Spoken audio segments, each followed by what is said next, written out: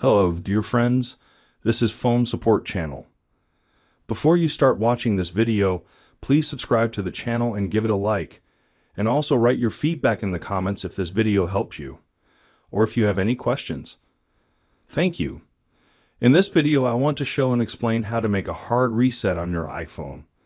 That is, how to reset your iPhone so that it restarts completely, even if it's frozen. Perhaps your screen is unresponsive.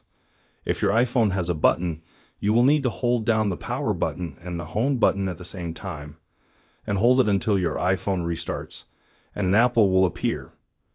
If you have an iPhone with no bezel, you press the volume button up, then down and hold down the power button. I do those motions and I get a button like this. You can do this if your screen is unresponsive. My iPhone completely restarts and the apple already showed up. As you can see, this is a very simple and quick way. Done. There is nothing complicated. If you like this video, put likes and subscribe to the channel. And also watch other useful videos on the channel. If you have any questions or things aren't working out, post in the comments and I'll answer. That was phone support. See you later. Bye bye.